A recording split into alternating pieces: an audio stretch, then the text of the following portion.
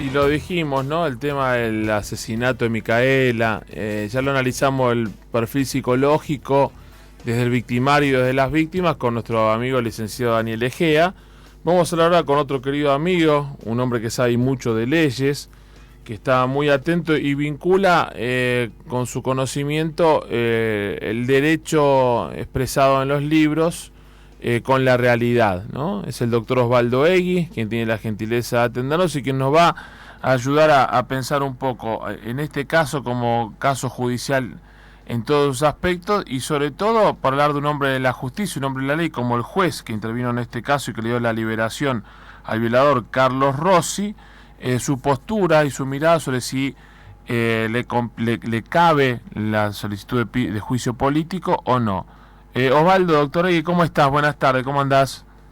¿Cómo te va, Mario? Buenas tardes. Gusto en saludarte, ¿eh?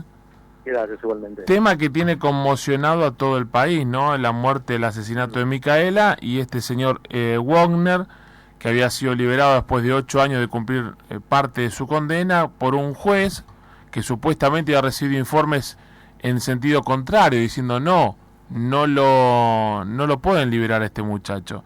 Legalmente cabe como pena a este señor, será declarado inimputable y al juez ¿le corresponde un juicio político?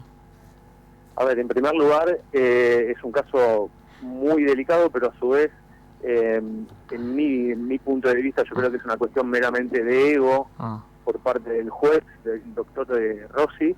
Por Sí. eso era absolutamente evitable por los informes de 5 directores del servicio penitenciario, informes periciales y demás, que en principio al no ser vinculantes como ha esbozado en su momento en la defensa del juez Axel López para justificar sus actos, obviamente en este caso creo que va a ir por el mismo camino, pero no es un justificativo decir que bueno nadie podía saber lo que podía llegar a hacer. Este juez tenía las herramientas, tenía los informes y si bien no es vinculante hay posibilidades en las cuales se debe apoyar y no establecer un ego por sobre aquellos que conocen otras cuestiones y no solamente judiciales. Entonces creo que es una cuestión meramente de egos, que el juez actuó por sobre aquellos que en los cuales se debe apoyar y debe tomarse en cuenta. De hecho la consecuencia fue fáctica y fue concreta y tenemos una víctima llamada Micaela. La mano de obra obviamente fue Sebastián Wagner, quien confesa y aparte confiesa dónde estaba el cuerpo y por esa misma confesión se encontraba Micaela en las condiciones que fue encontrada y obviamente le cabe no solo al juez el jury de enjuiciamiento y una pena posterior, sino que a Sebastián Wagner el otro culpable de este hecho obviamente va a recaer una prisión perpetua sobre sus espaldas. ¿La perpetua es no salir nunca en la Argentina o vos viste que antes había como una figura por tiempo indeterminado, es decir, como que no salís más? En la Argentina hay me parece que no, que hay una limitante, ¿no? Que son 25 años. En concurso real, con homicidio puede llegar hasta un 50 años de prisión efectiva. Obviamente las dos terceras partes puede salir bajo ciertos requerimientos de buena conducta y demás. Ahora, todo esto supeditado a la condición de los informes que este juez en particular no pudo ver. Es decir, hoy tenemos un mero ejemplo que es Robledo Puch, que está pidiendo, o sea, él mismo se considera que es el único en la Argentina que está cumpliendo una prisión perpetua, efectiva. Entonces, si tomamos en cuenta los demás casos, bueno, en ese sentido podríamos darle parte de la razón a cierto reclamo legítimo que tiene esta persona. Y por el otro lado, bueno, lo que se hablaba, que yo ayer leía por muchos medios, en las redes sociales y demás, el tema de las garantías, tema muy, muy sensible de tratar, porque las garantías son y deben ser aplicadas para el ejercicio pleno del derecho, es decir, las garantías son necesarias.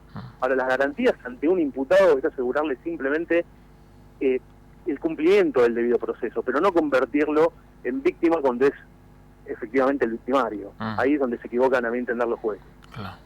Ahora, ya teniendo la dos violaciones, una salida ahora que fue a los 8 años por este juez que veo, y después 25 años otra vez, ya sigue teniendo posibilidad, porque en 25 años va a tener 40 y pico, 50 este tipo, ¿no? Y otra vez todavía es un tipo joven, ¿no? Si sobrevive en la cárcel. Exactamente. Y este tema es delicado porque no es el único caso. O sea, tenemos millones, bueno, por ahí estoy exagerando, no sé si millones, pero muchísimos casos en la misma situación. Yo creo que esto va a ser un punto de inflexión en la estructura judicial de Entre Ríos, como para que estas cuestiones cambien y los jueces tomen más en cuenta los informes, es decir, los informes que no son vinculantes en estos casos en particulares deben empezar a ser vinculantes. No en otros casos, porque obviamente hay dos partes siempre en pugna, pero en estos casos, cuando se determina la liberación o no anticipada de un detenido, bueno, esos informes deben ser vinculantes porque quienes los emiten no son improvisados ni son desconocedores de lo que están diciendo. Y el juez debe apoyarse y tiene la obligación de estar más concentrado y darle entidad a esos informes que se les brinda. Claro. Y el juez, ¿no?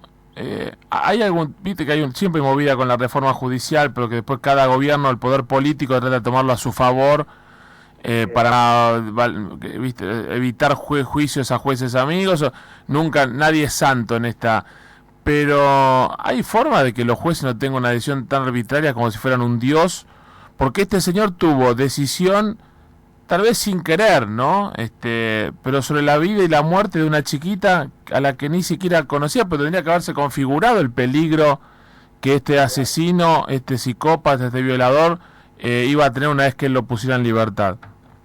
Sí, por eso digo que para mí básicamente es una cuestión de ego por parte del juez. Él se sintió con más que cualquiera, la decisión él la tuvo para sí, pero sin tener en cuenta absolutamente ningún tipo de informe. O sea, actuó absolutamente arbitrariamente, y acá tenemos una consecuencia que es la muerte de una chiquita de 21 años. Sí, sin duda.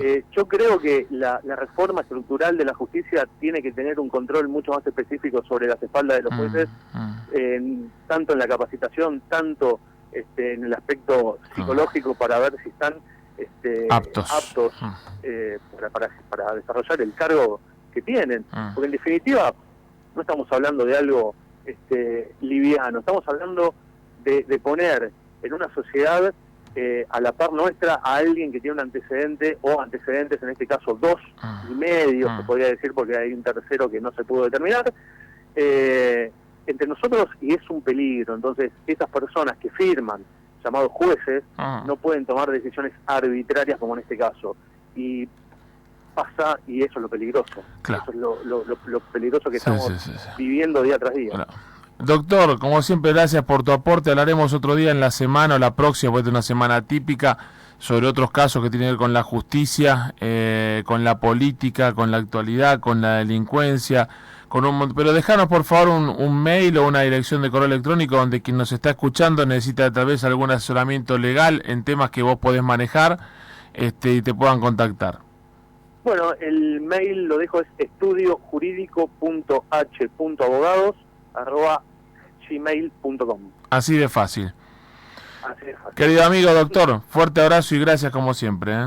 Gracias a vos en la producción, Mario. Ahí está el doctor Egui, Osvaldo Egui, con su mirada sobre este tema que nos conmueve a todos. La muerte de Micaela, una chiquita de 21 años, los dos aspectos, el judicial sobre la pena que le va a corresponder al violador, y la pena que le podría corresponder la destitución por juicio político, y tendría que ser aún más grave, más dura, a este juez, repito el nombre, Carlos Rossi, quien fue el autor de todo esto. Porque si este tipo seguía en cana, la pibita todavía estaba viva y el tipo seguía en cana.